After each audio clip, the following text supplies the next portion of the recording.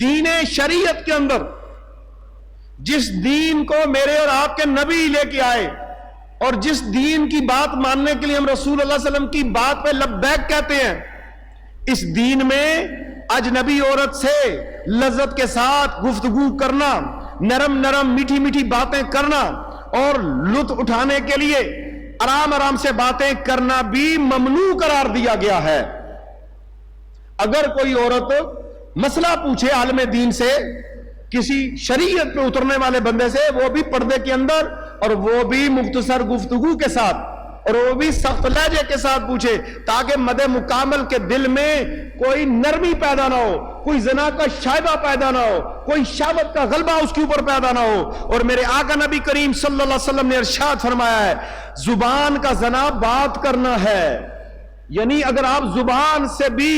غیر محرم سے نرم گفتگو کریں گے اور آپ کے دل کے اندر نرمی پیدا ہو جائے گی اور شہوت کا غلبہ طاری ہو گیا بات کرتے ہوئے، تو یہ بھی جو ہوگا تمہاری زبان کا زنا ہوگا۔ بخاری شریف کی حدیث میں نے آپ کے سامنے بیان کیا، جلد نمبر 4 کے اندر یہ حدیث کا میں نے مختصر سا متن آپ کے سامنے بیان کیا ہے کہ اجنبیہ عورت سے لذت حاصل کرنے کے لیے بھی اسلام اور شریعت جو ہے منع کرتی ہے، اور تمام محارم عورتوں کو گفتگو کرنا، انہیں اپنی آواز سنانا جائز ہے۔ جو محرم عورتیں ہیں،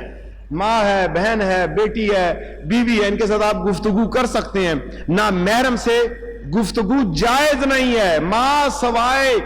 ضرورت شریعہ کے فتاوی رضویہ کے اندر جلد نمبر 10 میں اعلیٰ حضرت نے بھی واضح طور پہ اس کے اوپر ارشاد فرما دیا ہے کہ غیر محرم عورت سے بلا وجہ شریعت اور شرعی تقاضوں کو اگر ضرورت ہے، علم دین حاصل کرنے کے لیے عورت کو ضرورت ہے،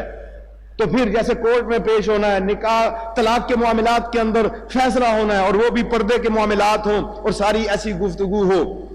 پھر اس صورت کے اندر جو ہے اسلام ہمیں اس چیز کی اجازت دیتا ہے۔ بصورت دیگر غیر عورت کے ساتھ آپ جو ہے گفتگو بھی نہیں کر سکتے،